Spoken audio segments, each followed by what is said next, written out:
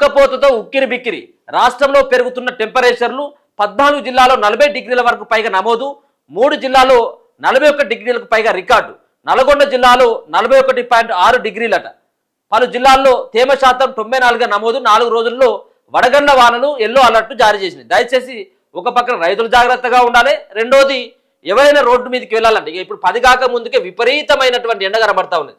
ఇక మనం మాడలు బలిగిపోతా ఉన్నాయి, మాడ బలిగిపోయేంత ఎండలు కనబడతా ఉన్నాయి. 41, 42 డిగ్రీల టెంపరేచర్ తోటి ఎండలు కొడతా ఉన్నాయి. దయచేసి జాగ్రత్తగా ఉండాలి. ఒక పక్కనేమో ఉక్కపోత, ఇంకొక పక్కనేమో బయటికి పోతే ఎండ. రాష్ట్రంలో ఎండ తీవ్రత పెరిగింది, ఉష్ణోగ్రతలు భారీగా నమోదవుతున్నాయి. ఎండ మంటకి తోడు ఉక్కపోత కూడా జనాన్ని ఉక్కిరిబిక్కిరి చేస్తున్నది.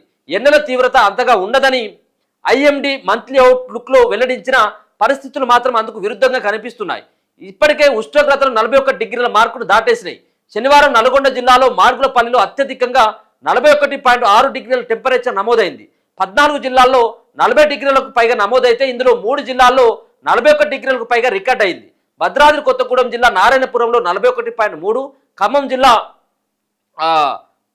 గుబ్బగుర్తిలో 41 డిగ్రీల చొప్పున ఉష్ణోగ్రతలు నమోదైనాయి. అలాగే ఆదిలాబాద్, నిజామాబాద్ జిల్లాలో 40.6, మంచిర్యాల, నారాయణపేటలో 40.5, కొమరంభీం ఆసిఫాబాద్లో 40.3, సూర్యాపేటలో 40.2, నిర్మల్ జిల్లాలో 40.1 డిగ్రీల మేర టెంపరేచర్లు రికార్డ్ అయినాయి.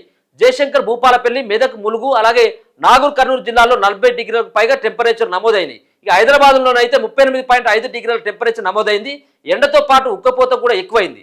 నల్గొండ, యాదాద్రి, సిద్దిపేట, ఖమ్మం, భద్రాద్రి కొత్తగూడెం, మహిబాద్, వరంగల్, పెద్దపల్లి, కొమరంభీం ఆసిఫాబాద్, అలాగే జగిత్యాల, జనగామ, మంచిర్యాల, అలాగే ఇక్కడ ఉక్కపోత తీవ్రంగా ఉందట. ఆయా జిల్లాల్లో గాల్లో ఉన్నటువంటి తేమ శాతం 94గా ఉందట.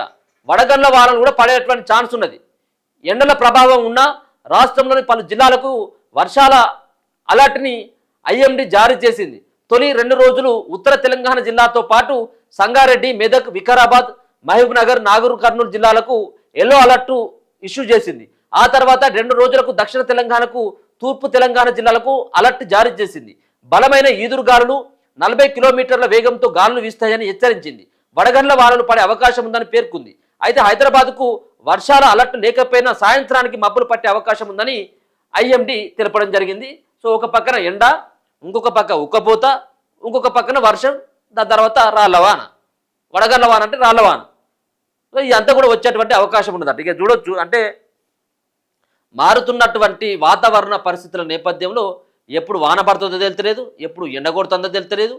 ఒక పక్కనేమో ఇటు పక్కనేమో వాన కొడుతుంది, ఇటు పక్కనేమో ఎండ కొడుతూ ఉంటుంది. అంటే పరిస్థితులు వాతావరణ కాలుష్య ప్రభావంతో కూడా జరిగేటువంటి ఇటువంటి పరిస్థితులు కూడా కనపడతా ఉంటాయి. సో ఇప్పుడు వడగండ్ల వానతోటి రైతులు ఆగమవుతారు. ఇక మామిడికాయలు ఇప్పుడు ఇక కోత దశకు వస్తూ ఉన్నటువంటి కాలం కాబట్టి ఇప్పుడు ఈ వడగండ్ల వానతోటి మొత్తం అంతా కూడా ఎక్కడికక్కడ ఒక పక్కన వరి నాశనం అయిపోతుంది, మొక్కజొన్న కూలబడుతుంది, మామిడికాయలు రాలిపోతాయి, రైతన్నం మాత్రం కన్నీళ్ళు మాత్రం కరుస్తుంది. ఈ వడగండ్ల వానతో ఇప్పుడు ఇదంతా ఏమంటారు అంటే వీటిని అన్నిటి చెడగొట్టు వానలు అంటారు, ఊర్లలో చెడగొట్టు వానలు అంటారు. ఇప్పుడు ఈ వానలతో ఉపయోగం ఏమి లేదు, పంటలకు పెద్దగా ఉపయోగం అయితే ఇప్పుడైతే ఏమి లేదు.